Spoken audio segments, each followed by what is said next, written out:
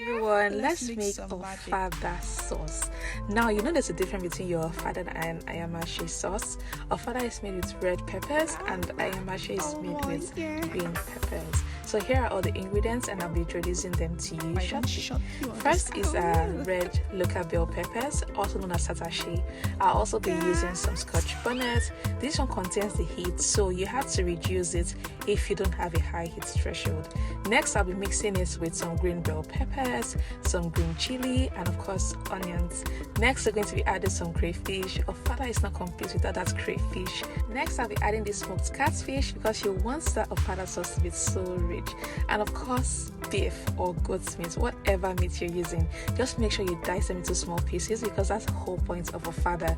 And of course, locust beans. You cannot make Ofada sauce without these locust beans. It is so important. And then your palm oil. We're going to be bleaching this red palm oil, and I'm going to be showing you shortly a very quick way to do this. However, let's start with blending our peppers. By now you should already know that the food processor is one of the most used gadgets in my kitchen. Guys, I use it for a lot of things, and here is me roughly blending that peppers. I'm going to be adding a little bit of that locust beans because guys, what again are we doing? We are building flavors, right? You're going to roughly blend all of this together, and then once it's fully blended, we're going to keep that in another plate, and then we're going to proceed on to the next stage. So here is me roughly blending all my peppers, and again, I mentioned this in my first video, you want to make sure that you are going to sieve this in a sieve just so that you get the excess water out. You do not want water in this particular dish, especially for frying your onions. So when you finish blending this, you're going to pour it into a sieve and allow all that water to drain out, and then let's move to the next phase. The next thing we're going to be doing now is to boil our meat. Now, of course, I've heated up my pan, and next I'm going to be pouring in that meat into it. I'm using cow meat for this recipe, so and I've diced it into little pieces. So I'm going to pour that into the pots. They've already been washed. You're going to leave that in your pot, guys. You don't need to add any other thing yet. You want to get some of that lovely juice from the meat, and that's exactly what you can see me do here. Over time, you can see how that juice is just formed so naturally. Once I have that juice formed, I'm going to add some diced cow skin. Diced cow skin is just another delicacy that you'd always find in your Ofada. However, if you're not a fan, feel free to leave it out. I'm also going to be adding some diced onions for flavor for that meat, and next I'm going to be putting in some seasoning and of course some salt. You're going to stir that together and then allow that to cook in its own juice. At this point, I'm not going to be adding any water, but first realize that I allowed the meat to release its own juice before adding the cow skin. Now cover that up and allow that to cook, and now let's bleach our palm oil. First off, you're going to take out your pot, put it on fire, and next you're going to pour that palm oil into your pot. Make sure there is no water on your pot, otherwise you're going to get some splashes that you wouldn't like. Now you're going to cover that up.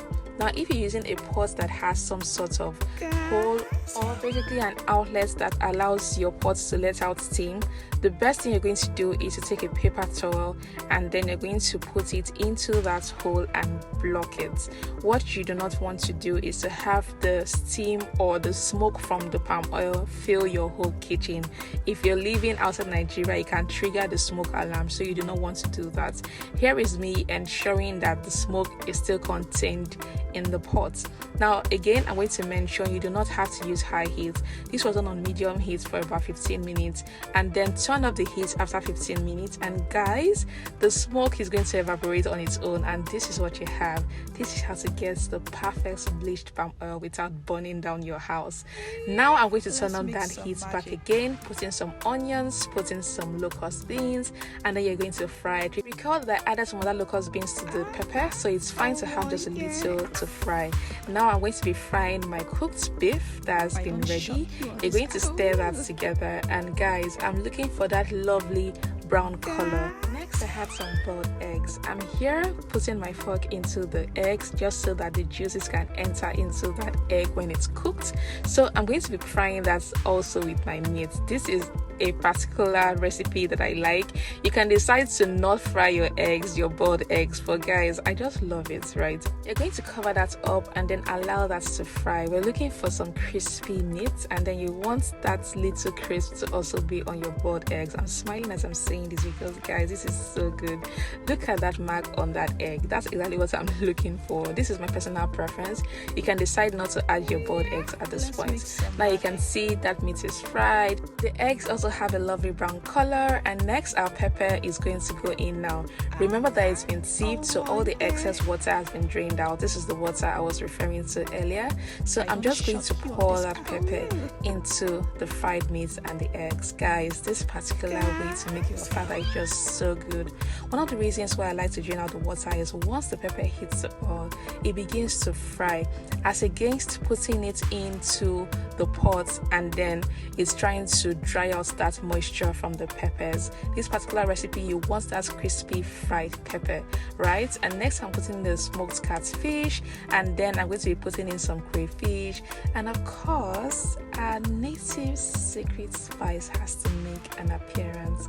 Guys, put some seasoning, taste for salt, stir that together, and guys, this ofada rice is banging. You're going to stir that together so that all the seasonings and spices we've just put going to go well into that sauce. Then I'm going to be adding some beef stock that was used to cook the meat, and guys, stir that together and allow that to cook on low heat. All the flavors combine to make ofada sauce what it is, and this particular way to make ofada sauce is one that will make everyone hail you as a correct chef. So this is me covering it. I had to taste that earlier, so make sure you always taste your meals, right? Taste it for salt, taste it for spice, taste it for heat, right? If it's not as hot as you would prefer, you can add some pepper. If it's not as tasty as it should be, you can add some seasoning. So basically, always taste your food as you go. Don't wait till it's done, especially if it's a meal that you're not very conversant with. I always advise you taste it, and over time you become a pro, and even without tasting your food, you already know that it tastes and it smells good because you already know the measurements of all your cooking. And guys, here is ofada sauce, looking so good, looking so nice, looking so amazing. And this is what your ofada sauce should look like. Of course, it is customary that you serve it in a leaf, but don't mind me guys, if you don't have a leaf, you can serve it in any plate of choice.